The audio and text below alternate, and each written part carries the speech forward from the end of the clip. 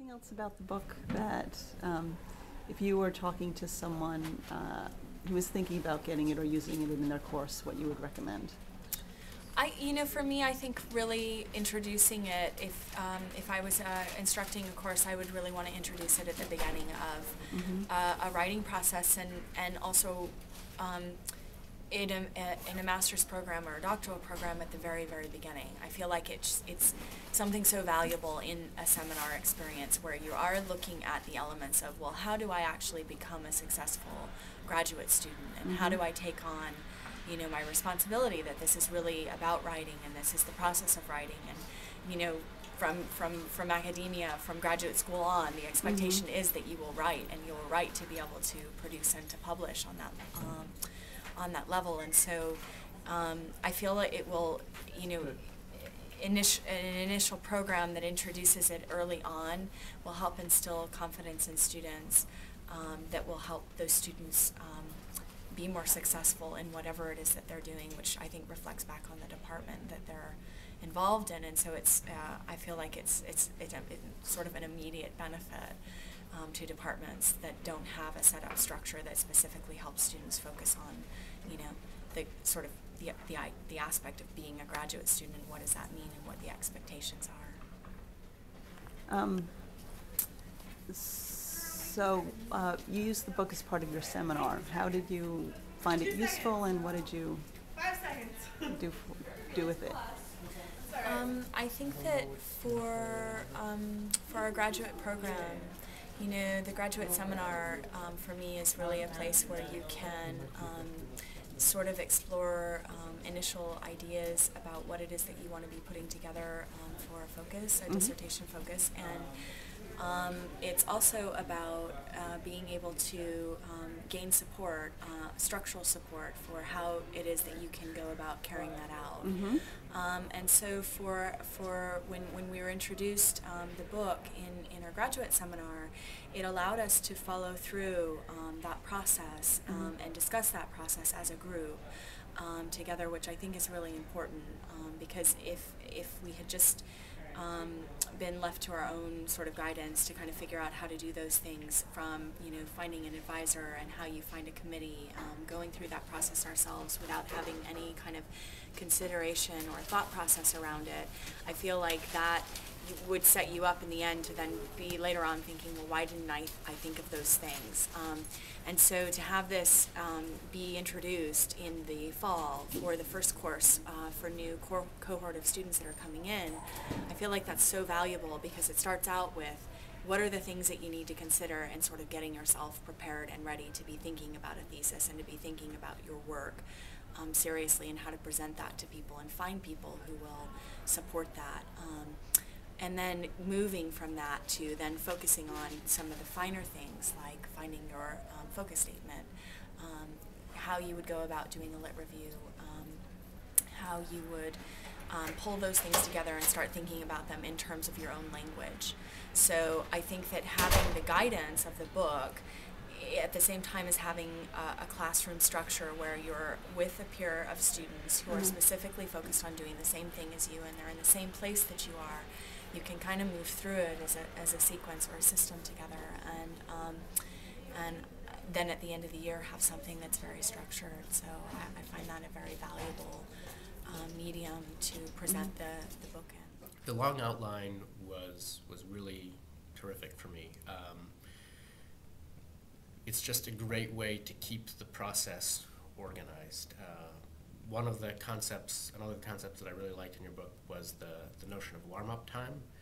that the longer you're away from something, the longer it takes you to work productively in it. And having the long outline definitely was one of the things that shortened my warm-up time. Being able to see where the particular piece that I was working on fit in the larger piece helped me recollect where I was going, and just made the process much clearer for me. In general, having it as a roadmap was very helpful. It helped identify areas that I needed more information on, and just provided a clearer picture both of where I had been and where I was going, and therefore what I needed to do to get from one to the other. So I thought the long outline was a great tool. One of the things that I really liked about the book was that it laid out a lot of problems in ways that seemed really familiar to me, and had some good solutions to that, particularly the citable notes and the long outline. By the time I started using it, I had done a lot of my note-taking in much more of a mishmashed kind of way, and I wish that I had the system in my head when I was starting my thesis writing project instead of halfway through it. Where were you at when you started the program, and what aspect of the book sort of facilitated your working on your thesis? I think it was a little bit difficult for me because I was already in the second year of my graduate program when the book was introduced in our graduate seminar. Yeah. And had it been introduced at the very beginning, I feel that it would have been extremely helpful for me. And so I found that all of the things that I kind of had to slug through and figure out, then I was reading the book saying, well, yeah, you know, of course, you know that after a year, but,